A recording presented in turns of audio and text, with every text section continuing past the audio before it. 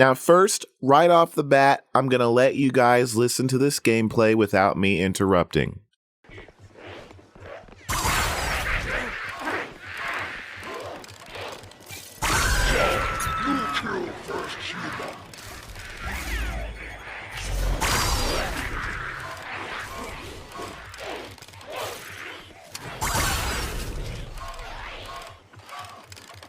All right, and now coming back from that, we can say right off that Spiky has a huge dumpy. Like, holy crap, those ass cheeks are just, they're out there. Clowns having butts are confirmed. Moving on. This time with a little bit more action happening compared to the last little clip we got. The humans, from what it seems like, it doesn't seem like that they are playable. Like, a lot of the humans will be kind of NPCs that just default run away as they are seen. This makes me wonder, how easy will it be for the clowns to just try to occupy spaces where there aren't players actually active inside the human NPCs as a match goes along. Now, I'm assuming that when you start a match, the humans, basically 7 players take control of 7 of the random humans that are going to be all over the map. This is my assumption and theory of how everything is going to work.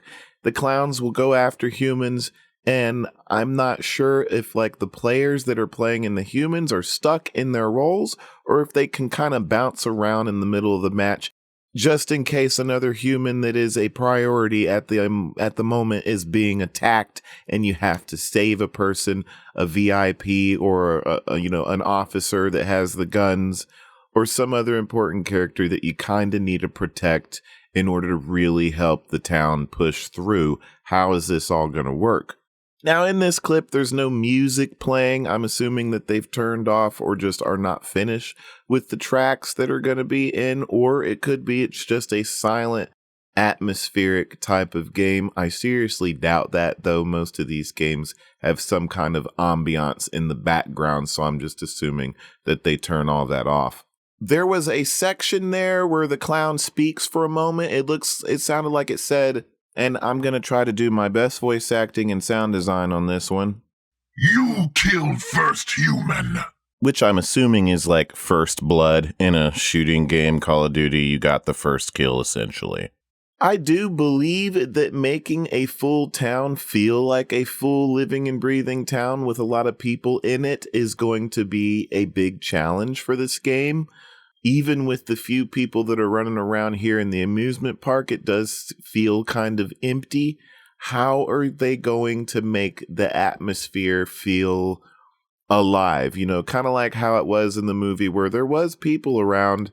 You know, when you get further in the town, this is the outskirts in the amusement park, right? It's not going to be as, especially at nighttime, it's not going to be as packed.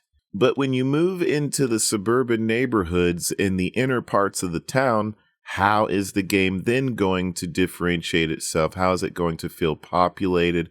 What are they going to do to make it look like there's more than just 3 clowns running around? Having audio illusions, you can hear what people are doing inside of their houses or whatever closed off areas.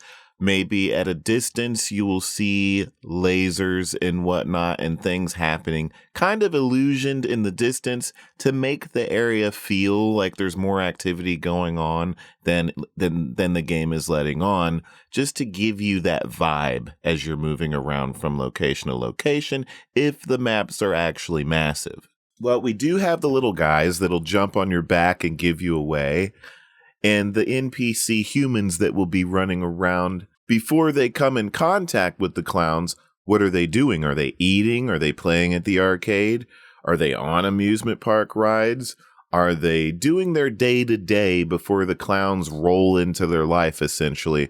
Or is everybody just running around crazy? The game's vibe. Now, just looking at here as they start to squeeze out some gameplay to us, this is a big deal. Like, some people will just look at this gameplay, throw out a tweet, and call it a day, and that's as much as they digest these kinds of things. But when a company and a developer starts to drop gameplay, this is a big deal, you guys. This is what the vibe of the game is going to feel like when you see some of this stuff. So it's a lot more they're giving to us than a screenshot or a doctored up trailer that makes a game look even more pronounced than it will when you get it, obviously.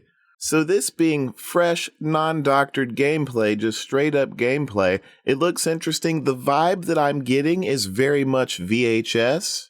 Now, I know some of you, when you think of VHS, you're thinking about the weapons and the craziness that went around that, and just it was a little bit over the top. The weapons are a thing to be careful of. We've seen how it can be abused, how people can abuse weapons in VHS, and it gets to be a little bit too much. As the game comes out, we'll just have to keep an eye on, small things like if you run down this hallway, will I be able to get away from said weapon? Are there cheesy weapons in the game to where people are going to hover around said weapon constantly because it does the best job at stunning or incapacitating another person's character? Is it, what kind of build? Are they going to have perks? What kind of builds are people going to build? Are they going to detract from new players getting into the game?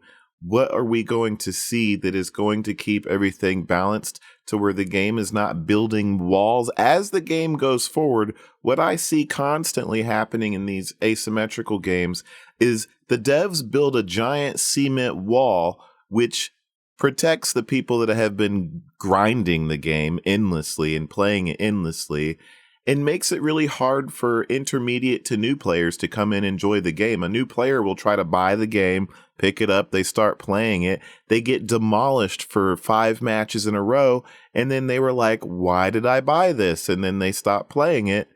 Yeah, the developers got their money, but come on, sustain some form of, I guess you could call it happiness or the fun factor within the player who is playing it. You don't want to be feeling like that you just are not going to be able to grasp the game and come in and have some fun rounds when you first pick it up, because the people that have been playing it for weeks or months on end just have so much difference in a balancing and a fairness gap that it's just impossible to have fun with. So I do hope that the developers, when they're going into this, they play it with a group of people that have had their hands on a really long time with the game, and then go against people that have no clue.